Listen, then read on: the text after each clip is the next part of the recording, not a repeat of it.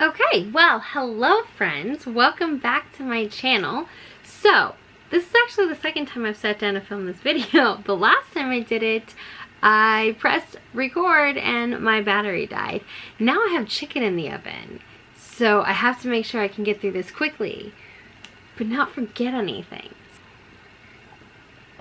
Alright, I've got my coffee. Let's go ahead and get right into today's video, which is going to be both a combination TBR and January wrap-up. So I've been thinking a lot about the types of videos that I want to post on my channel. And as you guys know, if you've been around for a while, you know that this is kind of a hybrid between an AuthorTube and a BookTube channel. And I really want to make sure that I'm giving both sides the love and attention that they deserve. So, but I also don't want to spend so much time, like at the beginning of every month. I feel like there's certain books, you know, certain videos that you need to have, a wrap up, a TBR, all of that. Plus I was going through my analytics and found out that my goals videos are some of the most watched and engaged with videos that I've done. So obviously I should continue doing goals videos. I've decided what I'm going to try to do is wrap all those things into one, hopefully not too long, video. So to kind of start it out, I think I'm going to do the TBR portion of everything that I'm going to read in the month of February, and then I'll go down to, then I'll kind of go back and I will do like a wrap up of January, which is going to be a book wrap up of the books that I read and the rating. I'm not going to go into a full on like in-depth review because I am trying to do more reading vlogs this year as well, so hopefully some of these books will already have been like talked about in depth during the reading vlog, plus it will leave me open to doing like an actual full-on review later as well. So that's one thing I'm planning on doing for the kind of the book. And the last thing we're going to do is going to just be part of that wrap up. We'll be talking about the goals that I had for January, how do I do with them, and what are my goals moving into the next month. So I will leave timestamps down below as well, so if you really only care about like the TBR part or the wrap up or the goals or whatnot, you can kind of jump to that section of the video. So with that, let's go ahead and get started with the TBR, which I was supposed to post a video announcing that we are doing the third round of the Historical Fictionathon, which is the Readathon that I host with my good friends Bree from Call Me After Coffee and Kirsty. She's on Instagram, the life of a book nerd.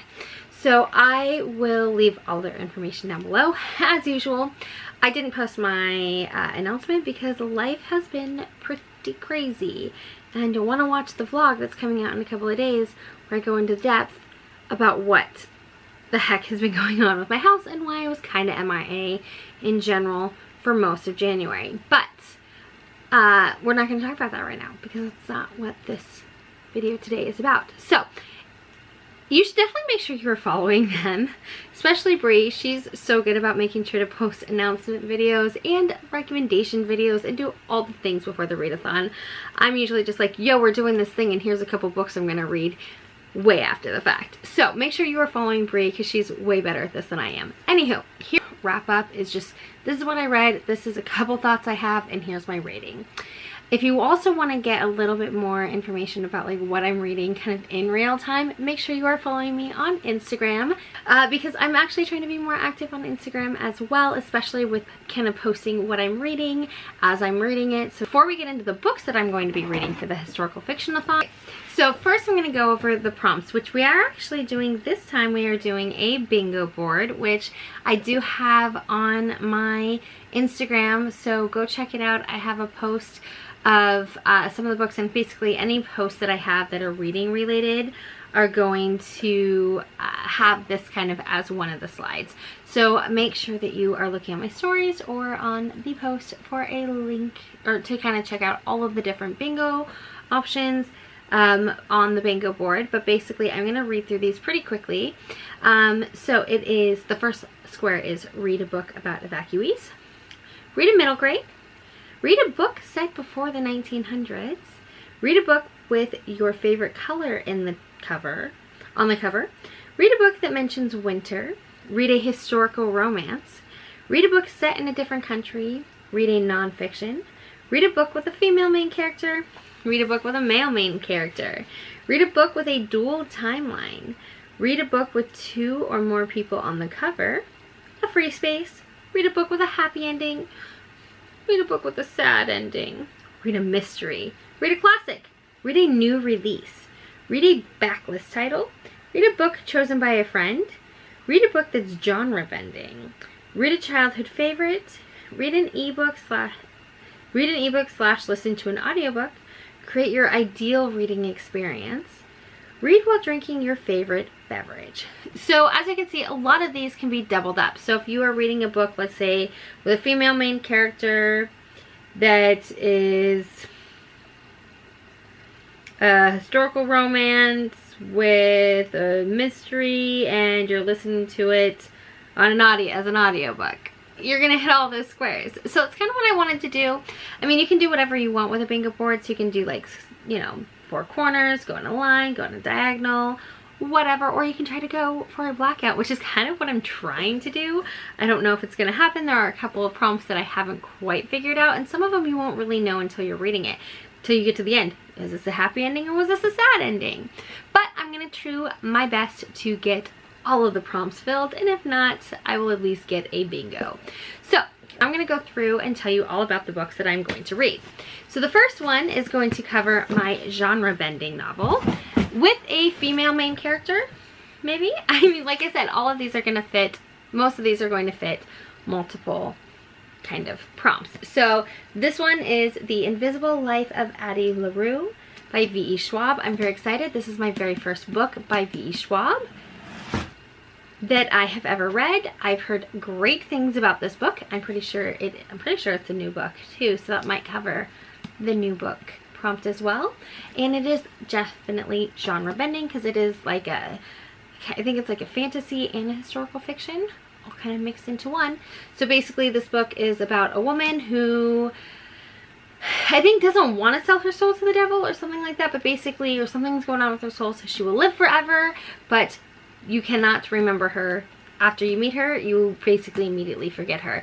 And this is how she goes on for like hundreds of years until she goes into, I think it's a bookstore, and somebody remembers her. And then, oh my god, what the heck is going on? I don't know. I haven't read the book yet.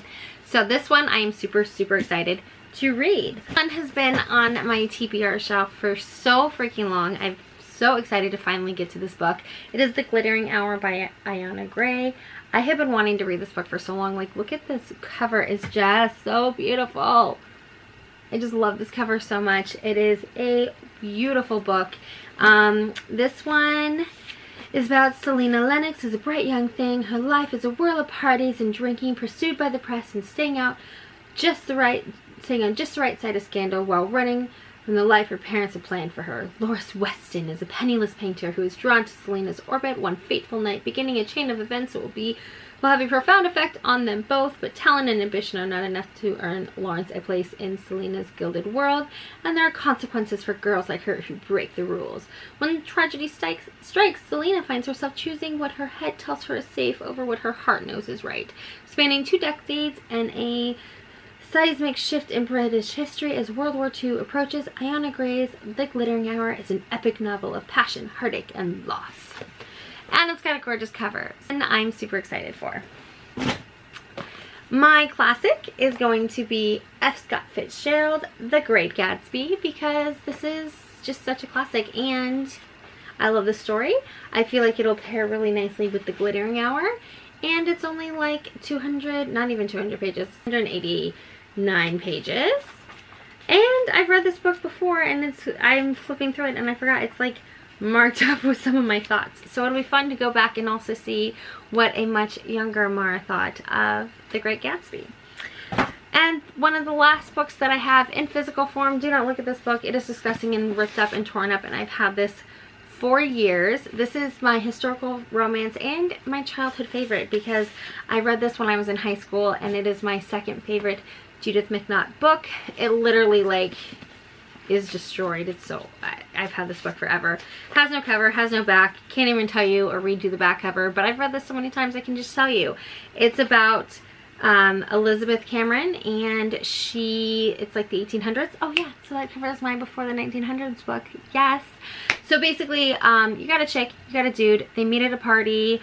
nothing happens between the two of them, but people think they do, so now she's ruined forever and nobody wants to marry her. And then her uncle, who doesn't want to take care of her anymore because she's like of married, like she needs to just like get married and move on, he has her like going to stay with some men who had previously proposed to her. And so through a mistake or like miscommunication, she spent with a chaperone to go spend 2 weeks with Ian Thornton, the man that ruined her, and he hates her and she hates him, but yet they secretly have passion and love and whatnot. And it's 500 pages of just wonderful goodness. I do not have it in physical form, so I'm going to be putting up some pictures for you.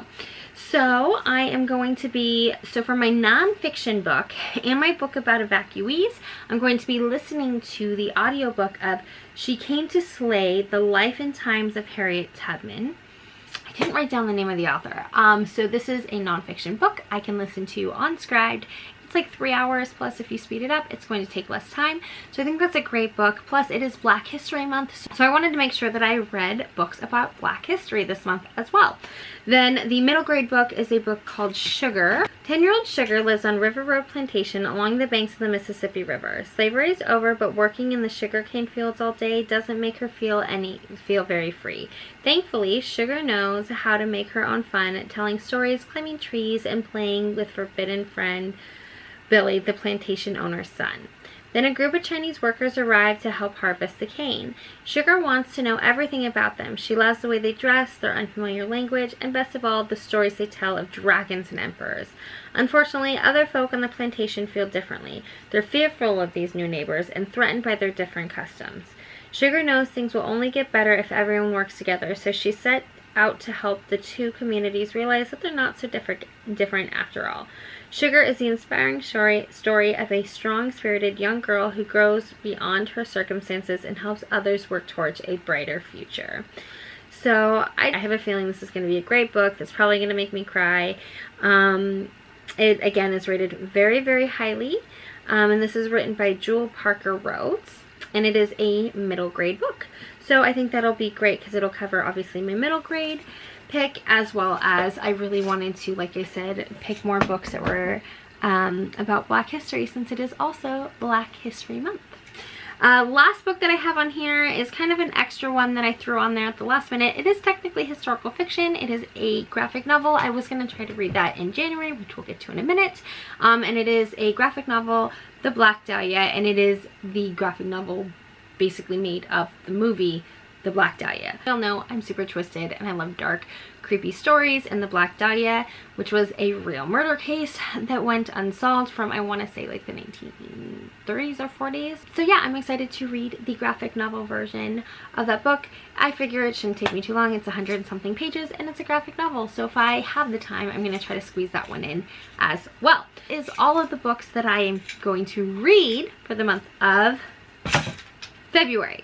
Now I'm gonna go pause this video and make my husband some dinner. After all of his dinner is made, I will come back up and we will do the January wrap-up portion of this video. Back, my husband is now eating his dinner, which, if you're curious as to what I made for dinner, it was chicken with fried potatoes and last night's stuffing with some toast, sourdough toast. I'm not eating because I want to get this video filmed and I'm on a ketogenic diet, so I can't have most of what's down there. And so instead I had keto ice cream for dinner. Do not judge me. Anyways, let's go ahead and finish up my January wrap-up. So my goal for January was to read 7 books, and I read 5 out of the 7, with a kind of last minute change to what I had planned on reading. So first book I read was the brand new book that just came out on the 26th by author Sarah Sutton. As you know, I love her and I love her books. I read Can't Catch My Breath. This is definitely the best book that Sarah has done by far. I've read all except for one of her books, and they're all great. I love every single one of them. So I really loved every single thing about this book. I gave it 5 out of 5 out of like 100 stars. It is so good. What I really liked about it was just the story behind it, kind of what brought these two kind of characters together. They have kind of a tragedy that connects the two of them, but makes having to be around each other rather difficult. And it's not like, what I liked is it's not like a friends to lovers or fake dating, which, I mean, those tropes are great. I know that that's stuff that she's done in the past, but this was just a traditional, like, there's something that connects these two characters together, but in the end they just kind of meet and fall for each other. And it's a very sweet romance, but it has a lot of important things and kind of tragic things, obviously, that these characters have had to deal with. So it was just a really, really great book. So if you enjoy YA and you like YA romance, even if you're an adult, I think that you will still love this book. The next book that I read was Love in the City by Jen Morris, which is also a romance, but this was an adult romance. It definitely had some steamy scenes in it too, but it was such a great book. So it was actually one that was recommended to me by somebody that follows my Instagram for the Indie Bookworm, which, shameless plug, is just at the Indie Bookworm.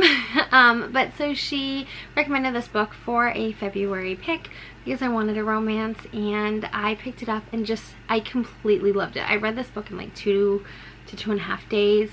It's basically about a girl who decides that she's going to just up and move to New York City and become a writer, because that has always been her dream, which my dream has always been to be a writer, and New York City is the city of my heart. Like, I would love to live in New York. Like, if I didn't have the kids and they weren't so young, I would do everything, I think, at this point in my life to like move to New York City. So I definitely resonated so much. I resonated so much with this character. One thing I really loved about her too is that, I mean, she's not like a plus size character, but she isn't like your traditional kind of, you always read these books about essentially these perfect looking women, and she wasn't. Like, she had curves, and I really appreciated that, you know, because you don't see that as often in romance. It's usually about the tall, skinny, perfect looking woman, and she was beautiful, but she wasn't like a supermodel, and I really appreciated that. She's a real woman, you know, and she meets a man, and I don't want to give too much away, but it's such a great story, so I think you should definitely pick it up. It is also the February book for the Indie Bookworm. The next book that I read was In Conclusion, Don't Worry About It by Lauren Graham. So basically this was her 2017 commencement speech that she gave at her hometown in Langley, her hometown, Langley High. So basically she just talks about basically how she got to where she was, and how it doesn't really matter where you are in your life if you're not in the perfect place. Like, don't worry about it. Don't put too much pressure on yourself. Don't try to be perfect all the time. Don't try to always be the best. That you can get to where you need to go, but to be, you know, kind of enjoy the journey, essentially. So I really love this one. It was on audiobook. I definitely recommend, if you're gonna pick this up, definitely listen to the audiobook, because it's narrated by her. It's her words, and you don't need to speed it up because she's Lauren Graham. She knows how to talk just fine fast, and it only took 28 minutes to listen to, so it's a great book. I was crying at the end though, because I feel like it was like everything that I needed to hear. If you're a fan of Gilmore Girls, like, she can read a can of soup and I'm gonna listen to it. The next book that I read, and now I did not feel, I had this book. I've had it on my bookshelf for a long time, but I listened to this on audiobook, which I definitely think is a great way to read this book, is to listen to the audiobook, because there's a podcast element to it, and I just really liked the narrator. I think she was fantastic. So this one is by Megan Golden, The Night Swim. What did I give this? I want to say I gave this 4 stars, or was it 5? Sorry, and I never gave you an explanation. So the Lauren Graham book I gave 5 out of 5 stars. Yes. And then The Night Swim, I gave this one 4 out of 5 stars. I thought it was a really good book.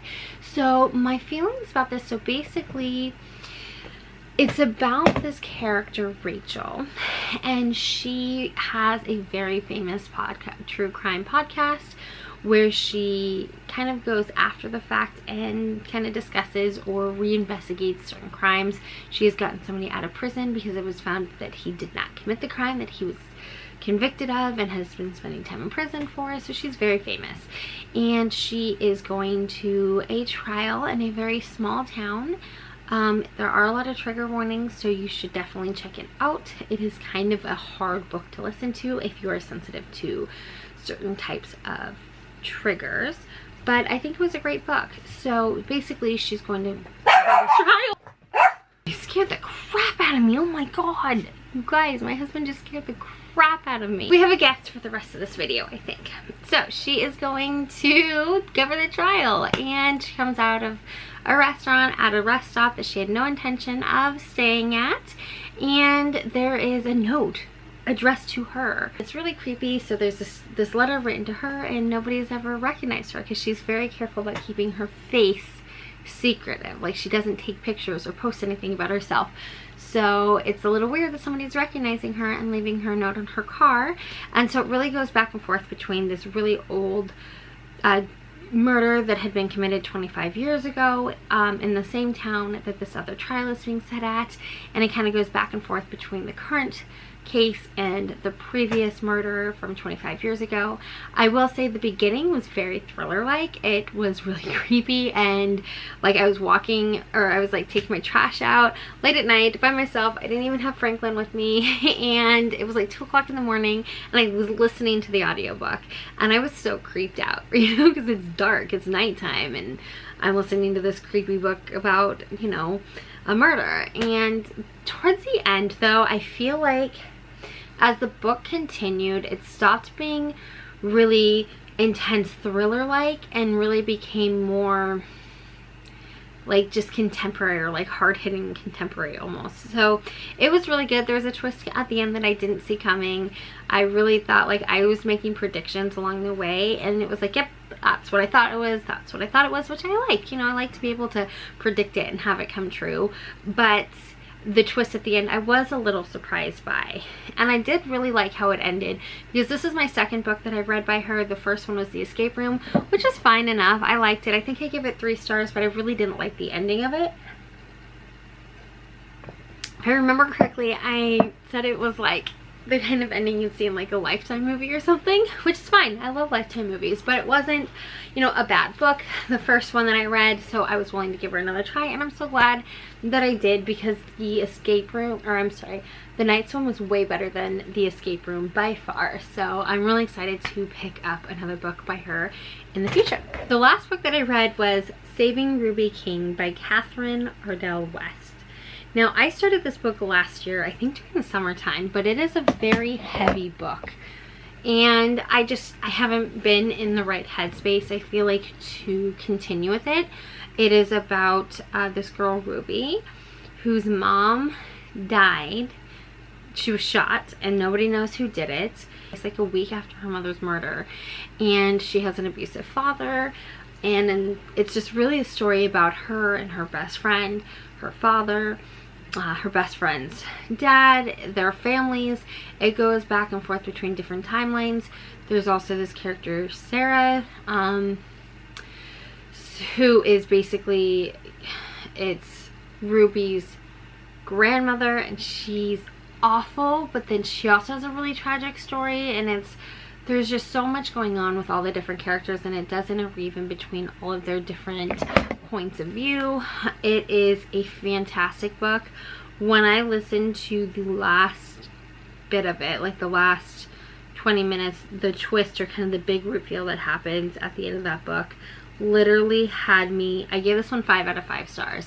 It had me bawling, like completely sobbing, and for the rest of the day I just, like, I didn't want to do anything. I just needed to, like, just continue to, like, feel those emotions a little bit. Like, I'm even gonna cry right now just talking about it. Like, I didn't expect what happened at the end, and it just left me sobbing. It's just so, it was a great book, but it's a very emotional book. It's a very heavy book, but I think it's a really good book to pick up. It's so heartbreaking, but it's just like, it's one of those books that I feel like is gonna stick with me for a long time. So I definitely think you should pick it up. I like the audiobook on that one as well.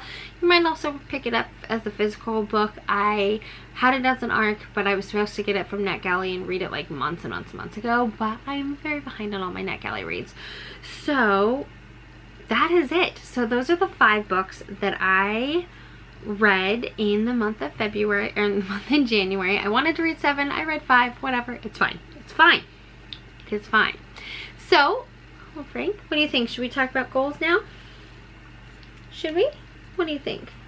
Goals? I'm just going to go over a few different goals that I had in January, and we can talk about those. So, really the 3 goals that I wanted to go for my writing, I wanted to add all the handwritten stuff that I did in December to my writer duet documents, and I wanted to do a read through of the Trophy Wife and start my first my first draft, or my first edits to go into draft 2 of the Trophy Wife, which is the TV pilot that I wrote last year. I did not a single one of those things. I have not looked at the Trophy Wife since December of last year, so didn't do any of those. That is a big fat fail. I wanted to do 5 live streams and post 12 videos in the month of January. I did not. I did 1 live stream, and I think I posted like 2 or 3 videos. So that is again a epic fail. And I wanted to read 7 books, but I read 5. That is again a fail.